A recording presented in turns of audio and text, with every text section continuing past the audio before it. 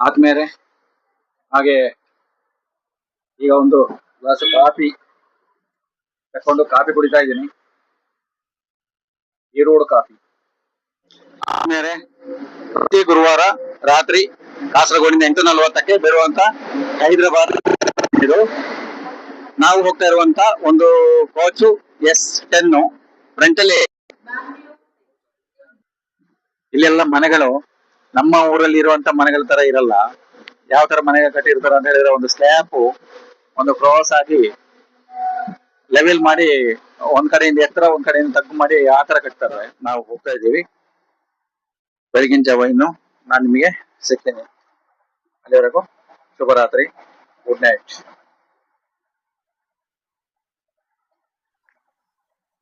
ಆದ್ಮೇಲೆ good evening.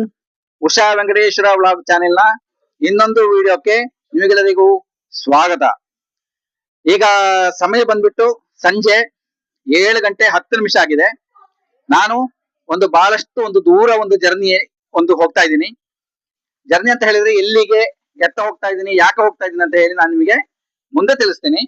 ನಮ್ಮ ಒಂದು ಟ್ರೈನ್ ರಿಸರ್ವೇಶನ್ ಆಗಿರುವಂತದ್ದು ಕಾಸರಗೋಡಿನಿಂದ ಟಿಕೆಟ್ ರಿಸರ್ವೇಶನ್ ಮಾಡಿದ್ದೀನಿ ನಾನು ಸ್ಲೀಪರ್ ಕ್ಲಾಸಿಗೆ. ಈ ಟಿಕೆಟ್ ದರ ಬಂದ್ಬಿಟ್ಟು 720 ರೂಪಾಯಿ ಬರುತ್ತೆ. ಇಲ್ಲಿಂದ ಒಬ್ಬರಿಗೆ 23 ಗಂಟೆಗಳ ಕಾಲ ಜರ್ನಿ ಇದೆ. ಈ ಟ್ರೈನು ಇವತ್ತಿಂದ ಇದು ಪ್ರಾರಂಭ, ಹೈದರಾಬಾದಿಗೆ ಹೋಗುವಂತ ಒಂದು ಟ್ರೈನು. ನಾನು ಹೈದರಾಬಾದಿಗೆ ಹೋಗ್ತಾ ಇಲ್ಲ, ಎಲ್ಲಿಗೆ ಹೋಗ್ತಾ ಇದ್ದೀನಿ ಅಂತ ಹೇಳಿ ನಾನು ನಿಮಗೆ ಮುಂದೆ ತಿಳಿಸ್ತೀನಿ. ಪ್ರತಿ ಗುರುವಾರ ಕೂಡ ನಮಗೆ ಮಂಗಳೂರಿನಿಂದ ಇದು ಅವೈಲೇಬಲ್ ಇರುವಂತ ಒಂದು ಸ್ಪೆಷಲ್ ಟ್ರೈನ್ ಆಗಿದೆ. ಈ ಟ್ರೈನ್ ನಲ್ಲಿ ಇವತ್ತೇ ನಾನು ಮೊದಲ ಫಸ್ಟಿಗೆ ಟ್ರಿಪ್ಪಿನಲ್ಲೇ ನಾನು ಇವತ್ತು ರಿಸರ್ವೇಶನ್ ಟಿಕೆಟ್ ಮಾಡ್ಕೊಂಡು ನಾನೀಗ ಹೋಗ್ತಾ ಇದ್ದೀನಿ. ಕಾಸರಗೋಡಿನಿಂದ ಇದು ಕರೆಕ್ಟ್ 8:40 ಬರುವಂತದ್ದು.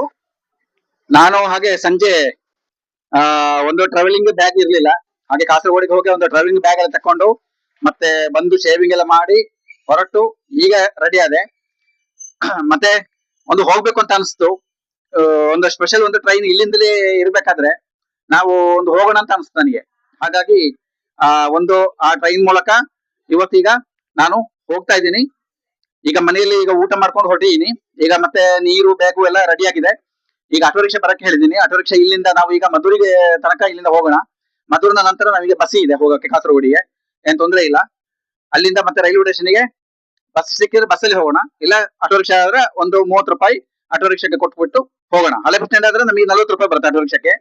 ನೋಡ್ಬೇಕೀಗ ಏನ ಅಲ್ಲಿಂದ ಏನ್ ಸಿಗುತ್ತೆ ಏನಂತ ಹೇಳಿ. ಮಳೆ ಕೂಡ ಬರುವ ಒಂದು ಲಕ್ಷಣ ಇದೆ.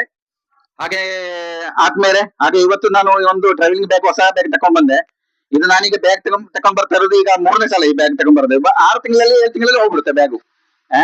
ಈಗ ಆಟೋ ರಿಕ್ಷಾ ಕೂಡ ಬಂದಿದೆ. ನಾನು ಈಗ ಇವತ್ತು ಹೊರಟ್ರೆ ನಾನು ಇನ್ನು ಬರೋದು 10ನೇ ತಾರೀಕಿನ ಬೆಳಿಗ್ಗೆ ಅಥವಾ 10ನೇ ತಾರೀಕಿನ ಸಂಜೆ ನಾನು ಬರುವಂತದ್ದು. ಈಗ ನಾನು ಕಾಸರಗೋಡು ಮನೆಯಿಂದ ನಾನೀಗ ಹೊರಡ್ತಾ ಇದ್ದೀನಿ. ನಾನು ಬರಕ್ಕೆ ಹೇಳಿದಂತ ಆಟೋ ರಿಕ್ಷಾ ಇಲ್ಲಿ ಈಗ ಬಂದಿದ್ದಾರೆ ಅವರು. ನಾವು ಪರ್ಮನೆಂಟ್ ಆಗಿ ಹೋಗುವಂತ ಒಂದು ಆಟೋ ರಿಕ್ಷಾ ಇದೆ ಇಲ್ಲಿಂದ. ನೋಡಿ ಆದ್ಮೇಲೆ ಇದೇ ಒಂದು ಕಾಸರಗೋಡು ಒಂದು ರೈಲ್ವೆ ಸ್ಟೇಷನ್. ಯಾರು ನಮ್ಮ ಚಾನೆಲ್ ಅನ್ನ ಮೊದಲ ಬಾರಿ ನೋಡ್ತಾ ಇದ್ದೀರಾ, ಉಷಾ ವೆಂಕಟೇಶ್ವರ ಬ್ಲಾಗ್ ಚಾನೆಲ್ ಅನ್ನ ಸಬ್ಸ್ಕ್ರೈಬ್ ಮಾಡ್ಕೊಳ್ಳಿ. ಉಷಾ ವೆಂಕಟೇಶ್ವರ ಬ್ಲಾಗ್ 32 ಇನ್ಸ್ಟಾಗ್ರಾಮ್ ಇದೆ, ಅದನ್ನು ಕೂಡ ಫಾಲೋ ಮಾಡ್ಕೊಳ್ಳಿ. ನಾನು ಇನ್ನೊಂದು ಈ ಒಂದು ಚಾನೆಲ್ ನಲ್ಲಿ ನಿಮಗೆ ಒಂದು ವಿಷಯ ತಿಳಿಸ್ತೀನಿ. ಏನಪ್ಪಾ ಅಂತ ಹೇಳಿದ್ರೆ, ನಮ್ಮ ಚಾನೆಲ್ ಅನ್ನ ಯಾರು ಸಬ್ಸ್ಕ್ರೈಬ್ ಮಾಡ್ಕೊಳ್ತೀರಾ, ಸಬ್ಸ್ಕ್ರೈಬ್ ಮಾಡ್ಕೊಂಡವರಿಗೆ ಮುಂದೆ ಒಂದು ಒಳ್ಳೆಯ ಒಂದು ಅನುಕೂಲ ಆಗುವಂತ ಒಂದು ರೀತಿಯಲ್ಲಿ ಒಂದು ಸ್ಕ್ರೀಮ್ ಅನ್ನ ನಾನು ಈಗ ಏರ್ಪಾಡು ಮಾಡಿದ್ದೀನಿ. ಅದು ಏನು ಎತ್ತ ಅಂತ ಹೇಳಿ ನಾನು ಆವಾಗ್ಲೇ ಈಗ ಒಂದು ಮೈಂಡ್ ಅಲ್ಲಿ ಇಟ್ಕೊಂಡಿದ್ದೀನಿ ಏನಂತ ಹೇಳಿ ನಾವು ರೆಡಿ ಮಾಡ್ಕೊಂಡಿದೀವಿ. ಅದರ ಬಗ್ಗೆ ಎಲ್ಲಾ ಡೀಟೇಲ್ಸ್ ಗಳನ್ನ ನಾನು ಸಬ್ಸ್ಕ್ರೈಬ್ ಜಾಸ್ತಿ ಆದ್ಮೇಲೆ ನಾನು ಅದರ ಬಗ್ಗೆ ನಾನು ಹೇಳ್ತೀನಿ. ಇದು ಒಂದು ಉಡಾಫೆ ಮಾತಲ್ಲ, ಸುಮ್ನೆ ಹೇಳ್ತಾರೆ ಏನು ಮುಂದೆ ಕೊಡಲ್ಲ ಅಂತೆಲ್ಲ ಏನ್ ತಿಳ್ಕೊಳ್ಬೇಡಿ. ನಮ್ಮ ಚಾನೆಲ್ ಅನ್ನ ಸಬ್ಸ್ಕ್ರೈಬ್ ಮಾಡ್ಕೊಳ್ಳಿ. ಇದರ ಬಗ್ಗೆ ಫುಲ್ ಡೀಟೇಲ್ಸ್ ಗಳನ್ನ ನಾನೊಂದು ವಿಡಿಯೋ ಮಾಡಿ ನಾನು ಮತ್ತೆ ಆಮೇಲೆ ಹಾಕ್ತೀನಿ ಏನು ಅಂತ ಹೇಳಿ. ನೋಡಿ, ಪರಶುರಾಮ ಟ್ರೈನು ಕನ್ಯಾಕುಮಾರಿಯಿಂದ ಮಂಗಳೂರು ಸೆಂಟ್ರಲ್ ಬೆಳಗ್ಗೆ ಇದು ಇಲ್ಲಿ ಕರೆಕ್ಟ್ 5:45ಕ್ಕೆ ಬರುತ್ತೆ. ಇಲ್ಲಿ 5:45ರಿಂದ 6 ಗಂಟೆಗೆ ಬರುತ್ತೆ ಇಲ್ಲಿ. ಆದ್ಮೇಲೆ ಕಾಸರಗೋಡು ಒಂದು ಏನು ರೈಲ್ವೆ ಸ್ಟೇಷನ್ ಇದೆ, ಇಲ್ಲಿಂದ ನಮಗೆ ಸುಬ್ರಹ್ಮಣ್ಯಕ್ಕೆ 110 ಕಿಲೋಮೀಟರ್ ಅಂತರ ಇದೆ. ಅದೇ ರೀತಿ ಶ್ರೀ ಧರ್ಮಸ್ಥಳ ಶ್ರೀ ಮಂಜುನಾಥೇಶ್ವರ ಒಂದು ಟೆಂಪಲ್ ಏನಿದೆ, ಇಲ್ಲಿಗೆ 125 ಕಿಲೋಮೀಟರ್ ಅಂತರ ಇದೆ. ಇದರ ಒಂದು ರೂಟ್ ಬಂದ್ಬಿಟ್ಟು ನಾವು ಕಾಸರಗೋಡಿನಿಂದ ಬದಿಯಡ್ಕ, ಪೆರ್ಲ, ವಿಟ್ಲ, ಪುತ್ತೂರು, ಬೆಳ್ತಂಗಡಿ ಗುರುವಾಯನಕೆರೆ ಮಾರ್ಗವಾಗಿ ನಾವು ಧರ್ಮಸ್ಥಳಕ್ಕೆ ಹೋಗಬಹುದು. ಅದೇ ರೀತಿ ಸುಬ್ರಹ್ಮಣ್ಯಕ್ಕೆ ನಾವು ಜಾಲ್ಸೂರು ಸುಳ್ಯ ಮಾರ್ಗವಾಗಿ ನಾವು ಸುಬ್ರಹ್ಮಣ್ಯಕ್ಕೆ ಹೋಗಬಹುದು. ಇನ್ನು ಏನಾದ್ರೂ ಒಂದು ಟ್ಯಾಕ್ಸಿ ಏನಾದ್ರೂ ಮಾಡ್ಕೊಂಡು ಹೋಗೋದಾದ್ರೆ ನಿಮಗೆ ಕಿಲೋಮೀಟರ್ ಒಂದು 10 ಕಿಲೋಮೀಟರ್ ಕಮ್ಮಿ ಆಗುತ್ತೆ. ಯಾಕಂತೇಳಿದ್ರೆ ಜಾಲ್ಸೂರಿಂದ ನಾವು ಸುಳ್ಯಕ್ಕೆ ಹೋಗುವಂತ ಅವಶ್ಯಕತೆ ಇದೆ. ಜಾಲ್ಸೂರಿಂದ ಸ್ವಲ್ಪ ಮುಂದೆ ಹೋದ್ರೆ ಲೆಫ್ಟಿಗೆ ನಮಗೆ ಒಂದು ರಸ್ತೆ ಇದೆ. ಆ ರಸ್ತೆ ಮೂಲಕ ನಾವು ಸುಬ್ರಹ್ಮಣ್ಯಕ್ಕೆ ಹೋಗ್ಬಹುದು. ನಾನು ಆಕ್ಚುಲಿ ಒಂದು ಟ್ರೈನಿಗೆ ರಿಸರ್ವೇಶನ್ ಮಾಡಿರುವಂತದ್ದು ಒಂದು ಬೆಳಗಿನ ಟೈಮು. ನಮಗೆ S10 ಅಲ್ಲಿ 53ನೇ ಒಂದು ಸೀಟ್ ನಂಬರ್ ಅನ್ನ ಕೊಟ್ಟಿದ್ದಾರೆ. ಮಿಡಲ್ ಕ್ಲಾಸ್ ಸೀಟ್ ಅನ್ನ ಕೊಟ್ಟಿದ್ದಾರೆ.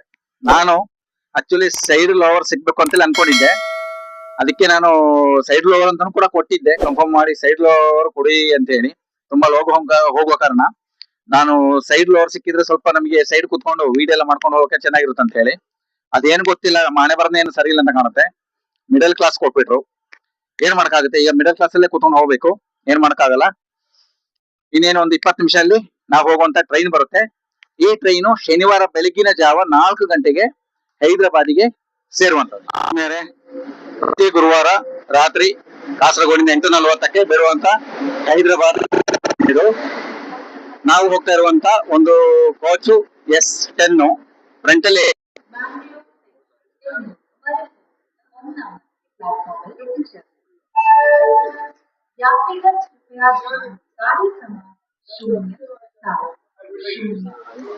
ಏನು ಹೇಳುವಷ್ಟು ಏನು ದೊಡ್ಡ ಒಂದು ಒಳ್ಳೆ ಕಂಪಾರ್ಟ್ಮೆಂಟ್ ಏನು ಕೊಡ್ಲಿಲ್ಲ, ಸುಮಾರಾಗಿದೆ ಅಷ್ಟೇ.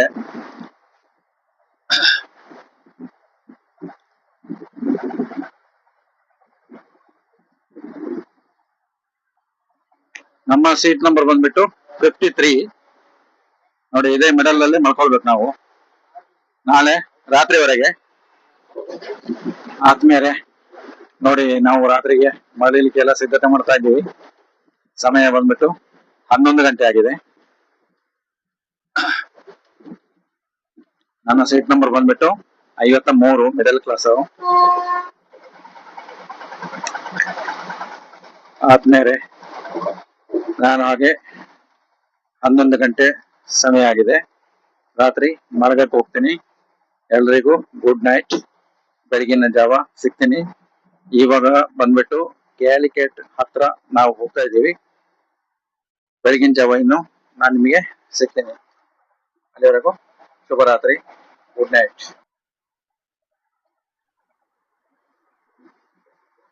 ಆದ್ಮೇಲೆ ಗುಡ್ ಮಾರ್ನಿಂಗ್, ಶುಭೋದಯ. ಆದ್ಮೇಲೆ ಸಮಯ ಬಂದ್ಬಿಟ್ಟು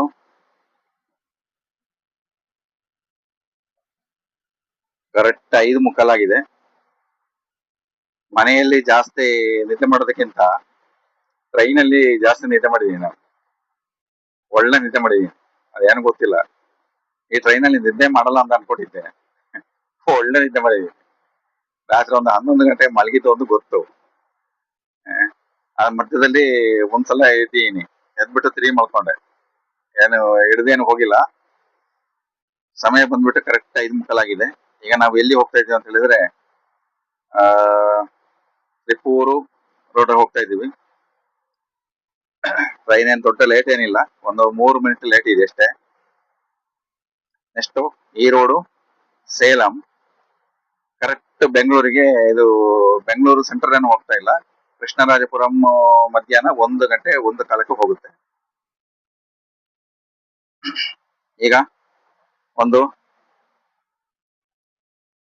ಫ್ರೆಶ್ ಆಗಿ ಬರೋಣ. ಏನು ವಾಶ್ರೂಮ್ ಏನಾದ್ರು ಫ್ರೀ ಇದೆಯಾ ಗೊತ್ತಿಲ್ಲ, ನೋಡ್ಕೊಂಡು ಬರ್ಬೇಕು. ಆಮೇಲೆ ರಾತ್ರಿಯಿಂದ ಏನು ಇಲ್ಲಿ ಈ ಟ್ರೈನಲ್ಲಿ ಯಾರು ಏನು ನೀರು ಕೂಡ ಕೆಳಕ್ಕೆ ಬರ್ಲಿಲ್ಲ, ಯಾರು ಸಹ. ನೀರೇನೋ ನಾನು ತಕೊಂಡ್ ಬಂದ ಕಾರಣ ಆಗೋತು ಸರಿಯಾಗಿ. ಈಗ ಏನು ಟಿಫನ್ ಏನ್ ಮಾಡೋದು, ಎಲ್ಲಿ ಸಿಗುತ್ತೆ ಎಲ್ಲ ನೋಡ್ಕೊಳ್ಬೇಕು ಈಗ. ಆದ್ಮೇಲೆ ಹಾಗೆ ಈಗ ನಾವು ಮುಂಜಾನೆ ತಮಿಳ್ನಾಡು ಹತ್ರ ಇಂಗೂರು ಸ್ಟೇಷನ್, ಸಣ್ಣ ಒಂದು ಸ್ಟೇಷನ್ ಹತ್ರ ಹೋಗ್ತಾ ಇದೀವಿ. ತ್ರಿಪೂರು ಎಲ್ಲ ಕಳೆದಿದೆ. ಈಗ ಟ್ರಿಪ್ ಕಳೆದಿದೆ ಅಂತ ಅನ್ಕೊಳ್ತೀನಿ. ಇಲ್ಲೆಲ್ಲ ಹೆಚ್ಚಾಗಿ ವ್ಯವಸಾಯ ಮಾಡ್ತಾರೆ ತಮಿಳ್ನಾಡಲ್ಲಿ. ಕೊಯಂಬತ್ತೂರು ನಾನೊಂದು ಜಂಕ್ಷನ್ ಮುಟ್ಬೇಕಾದ್ರೆ ಎದ್ದೇಳ್ಬೇಕು ಅಂತ ಅನ್ಕೊಂಡೆ, ಎದ್ದೇಳಕ್ ಆಗ್ಲಿಲ್ಲ. ಕೊಯಂಬತ್ತೂರು ಒಂದು ಹಾಕೋಣ ಅಂತ ಹೇಳಿ ನೋಡಿ. ಇಲ್ಲೆಲ್ಲ ನಮ್ಮ ಒಂದು ಏನು ತಾಳಿಕೊಂಡ ಅಂತ ಏನ್ ಹೇಳ್ತೀವಿ, ನಮ್ಮ ಊರ್ ಕಡೆ ಇದು. ನಮ್ಮ ಊರ್ ಕಡೆ ಆಕ್ಚುಲಿ ಇದು ಸಿಕ್ಕುದೇ ಇಲ್ಲ. ತಮಿಳ್ನಾಡಲ್ಲಿ ನೋಡಿ ಚೆನ್ನಾಗಿ ಇದೆ ನೋಡಿ ತಾಳಿಬೊಂಡ. ಸೇಲ್ಸ್ ಕೂಡ ಮಾಡ್ತಾರೆ. ಇವಾಗ ಒಂದು ತಾಳಿಬೊಂಡಕ್ಕೆ 40 ರೂಪಾಯಿನ ತಗೊಳ್ತಾರೆ. ಬೇಸಿಗೆಲೆಲ್ಲ ಒಳ್ಳೆ ಚೆನ್ನಾಗಿ ಸೇಲ್ ಮಾಡ್ತಾ ಇದ್ರು. ಮತ್ತೆ ತೆಂಗಿನ ಮರ ಕೂಡ ಹಾಗೆ. ಇಲ್ಲಿ ತ್ರಿಪೂರು ಕಡೆ ತೆಂಗಿನ ಮರ ಬಹಳಷ್ಟು ಇದೆ. ತೆಂಗಿನ ಮರ, ಆಮೇಲೆ ಮಾವಿನ ಮರ, ಇಂಥದೆಲ್ಲ ಜಾಸ್ತಿ ಬೆಲೆ ಇಲ್ಲಿ ಬೆಳೆಸ್ತಾರೆ ಇಲ್ಲಿ. ಆದ್ಮೇಲೆ ಇನ್ನು ಏನಪ್ಪ ವಿಚಾರ ಅಂತ ಹೇಳಿದ್ರೆ, ಈ ಟ್ರೈನಲ್ಲಿ ಇಷ್ಟು ತನಕ ಒಂದು ಟೀ ಕಾಫಿ ಆಗ್ಲಿ ಯಾರು ಕೆಳಗೆ ಬರ್ಲಿಲ್ಲ. ನೀರು ಬಾಟ್ಲಿ ಸಹ ಕೇಳಲಿಲ್ಲ. ಏನು ನಾವೇ ಹೋಗಿ ತಗೊಳ್ಬೇಕು ಏನೋ ಪ್ಲಾಟ್ಫಾರ್ಮ್ ಅಲ್ಲಿ ಹೋಗಿ, ಗೊತ್ತಿಲ್ಲ. ಇನ್ನು ನೋಡಿ, ಮನುಷ್ಯ ಯಾರೇ ಆಗಿರ್ಲಿ ಪಾಪ ಸೋತಾಗ, ಕೆಳಗೆ ಬಿದ್ದಾಗ ಅವರನ್ನ ನೆಗ್ಗುದಕ್ಕೆ ಯಾರು ಬರಲ್ಲ. ಕೈ ಹಿಡಿದು ಮೇಲೆ ನೆಗ್ಗಕ್ಕೆ ಯಾರು ಸಹ ಬರಲ್ಲ. ನಾವೇ ಬೇಕಾದ್ರೆ ಕೈ ಹಿಡ್ಕೊಂಡು ನಾವೇ ಈಜಾಡ್ಕೊಂಡು ನಾವೇ ಮೇಲೆ ಹತ್ಬೇಕು ಅಷ್ಟೇ.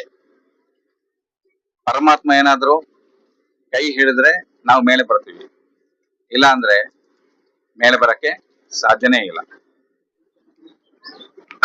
ಈ ಟ್ರೈನು ಕೊಯಂಬತ್ತೂರು ಜಂಕ್ಷನ್ಗೆ ಹೋಗಲ್ಲ.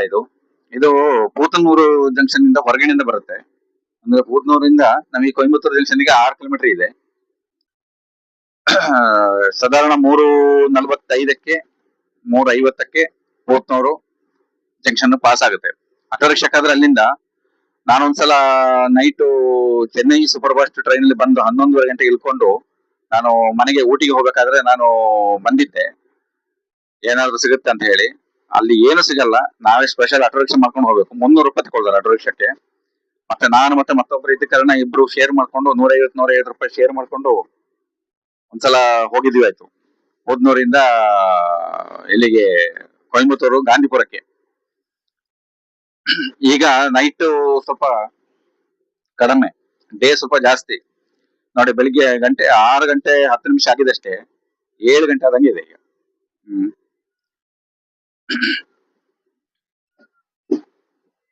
ಮತ್ತೆ ಈ ಒಂದು ತಲೆಗೆ ನಾನು ಇದು ಏನಕ್ಕೆ ಹಾಕ್ತೀನಿ ಅಂತ ಹೇಳಿದ್ರೆ, ಕೆಲವೊಮ್ಮೆ ಏನಾಗುತ್ತೆ ಅಂತ ಹೇಳಿದ್ರೆ, ಈ ಬಸ್ ಅಲ್ಲಿ ಅಥವಾ ಟ್ರೈನ್ ಅಲ್ಲಿ ನಾವು ಜರ್ನಿ ಮಾಡ್ಬೇಕಾದ್ರೆ ಸಣ್ಣ ಸಣ್ಣ ಜಿರಳೆಗಳಿದೆಯಲ್ಲ, ಅದೆಲ್ಲ ಮೈ ಮೇಲೆ ಹತ್ಕೊಳ್ತವೆ. ಕೆಲವೊಮ್ಮೆ ಜಿಗಣಿ ಇರ್ತವೆ, ಜಿಗಣಿ.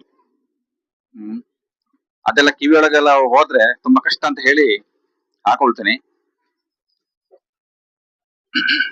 ನಾನು ಎಲ್ಲಿ ಮಲ್ಕೋಬೇಕಾದ್ರೆ ಅದನ್ನ ಹಾಕೊಂಡೇ ಮಲ್ಕೊಳ್ಳೋದು. ಕಿವಿಯೊಳಗೆಲ್ಲಾದ್ರೂ ಹೋಗ್ಬಿಟ್ರೆ ಮತ್ತೆ ಆಗೋತ್ ಮತ್ತೆ ಒಂದು ಕೆಲಸ. ಈ ಟ್ರೈನ್ ಅಲ್ಲಿ ಹೇಳುವಷ್ಟು ದೊಡ್ಡ ಏನು ರಶ್ ಏನು ಇದ್ದಿಲ್ಲ. ಆದ್ರೆ ನಾನು ಸೈಡ್ ಲೋವರಿಗೆ ನಾನು ಬುಕ್ ಮಾಡಿದ್ದೆ. ಅದು ಏನಕ್ಕೆ ಸೈಡ್ ಲೋವರ್ ಕೊಟ್ಟಿಲ್ಲ ಅಂತ ಗೊತ್ತಿಲ್ಲ. ಸೈಡ್ ಲೋವರ್ ಖಾಲಿ ಇತ್ತು ಬೇಕಾದಷ್ಟು. ಸೈಡ್ ಲೋವರ್ ನನಗೆ ಕೊಟ್ಟೇ ಇಲ್ಲಪ್ಪ. ಮಿಡಲ್ ಕ್ಲಾಸ್ ಕೊಟ್ಬಿಟ್ಟು ಅವರು ನನಗೆ. ಏನಕ್ಕೆ ಏನಂತ ಗೊತ್ತಿಲ್ಲ. ಈಗ ನಾನು ಈ ಒಂದು ಮೊಬೈಲ್ ಚಾರ್ಜ್ ಹಾಕ್ಬೇಕು, ಆಮೇಲೆ ಮೈಕವನ್ನು ಕೂಡ ಚಾರ್ಜಿಗೆ ಹಾಕ್ಬೇಕು, ಆಮೇಲೆ ಬ್ರಷ್ ಆಗ್ಬೇಕು. ಸುಮಾರು ಕೆಲಸ ಇದೆ. ಬ್ರಷ್ ಎಲ್ಲ ಆಗ್ಬಿಟ್ಟು ಬಂದು ಆಮೇಲೆ ಸಿಗ್ತೀನಿ. ಈಗ ಅದ್ ಮುಂಚೆ ಎಲ್ಲಿ ನಾವು ಒಂದು ಟೀ ಕುಡಿಯೋದು, ಎಲ್ಲಿ ಟಿಫನ್ ಮಾಡೋದು ಅಂತ ಹೇಳಿ ನೋಡೋಣ. ಸಮಯ ಇನ್ನು 6:10 ಆಗಿದೆ. ಬಹುಶಃ ಇನ್ನು ಸೇಲಮ್ಮೆ ಸಿಗ್ಬೇಕು. ಈ ರೋಡು ಇಲ್ಲಾಂದ್ರೆ ಸೇಲಮ್ಮ ಹೋಗ್ಬೇಕು ಅಂತ ಕಾಣುತ್ತೆ. ಒಂದ್ ಬಾಟ್ಲಿ ನೀರ್ ತೆಗಿಬೇಕಾದ್ರೂ, ತಿಂಡಿ ತಿನ್ಬೇಕಾದ್ರೂ ನಾವು ಈ ರೋಡು ಇಲ್ಲಾಂದ್ರೆ ಸೇಲಂ. ಅದ್ ಬಿಟ್ರೆ ಇದರಲ್ಲಿ ಏನು ಬರಲ್ಲ ಅನ್ಸುತ್ತೆ ಬಹುಶಃ. ಯಾಕಂದ್ರೆ ಸ್ಪೆಷಲ್ ಟ್ರೈನ್ ಆದ ಕಾರಣ ಬಹುಶಃ ಯಾರು ಬಂದಿಲ್ಲ ಇದರಲ್ಲಿ. ಏನ್ ಗೊತ್ತಿಲ್ಲ. ಫುಡ್ ಸೇಲ್ ಮಾಡೋದಕ್ಕೆ ಹಾಗೆ ಇದೆಯಾ ಅಂತ ಗೊತ್ತಿಲ್ಲ ನನಗೆ. ಯಾರಾದ್ರೂ ಗೊತ್ತಿದ್ರೆ ದಯವಿಟ್ಟು ತಿಳಿಸಿ. ಆದ್ಮೇಲೆ ಹಾಗೆ ಈಗ ಒಂದು ಗ್ಲಾಸ್ ಕಾಫಿ ತಕೊಂಡು ಕಾಫಿ ಕುಡಿತಾ ಇದ್ದೀನಿ. ಈ ರೋಡ್ ಕಾಫಿ. ತಿಂಡಿ ಏನಾದ್ರು ಮಾಡೋಣ ಅಂತ ಅನ್ಕೊಂಡೆ. ಆಕ್ಚುಲಿ ತಿಂಡಿ ಸಮೋಸ ಮತ್ತೆ ವಡೆ ಮಾತ್ರ ಇದೆ. ಅದು ಬೆಳಿಗ್ಗೆ ತಿಂದ್ರೆ ಸರಿಯಾಗಲ್ಲ. ಇಡ್ಲಿ ಏನಾದ್ರು ಸಿಕ್ಕಿದ್ರೆ ಮಾತ್ರ ತಿನ್ಬೋದಷ್ಟೇ. ಇಡ್ಲಿ ಇನ್ನೂ ಸಿಕ್ಕಿಲ್ಲ. ನೋಡೋಣ ಮುಂದೆ ಏನಾದ್ರು ಸಿಗುತ್ತೆ ಅಂತ ಅಲ್ಲಿ ನೋಡೋಣ. ಈಗ ಒಂದು ಗ್ಲಾಸ್ ಕಾಫಿ ಕುಡಿತಾ ಇದ್ದೀನಿ.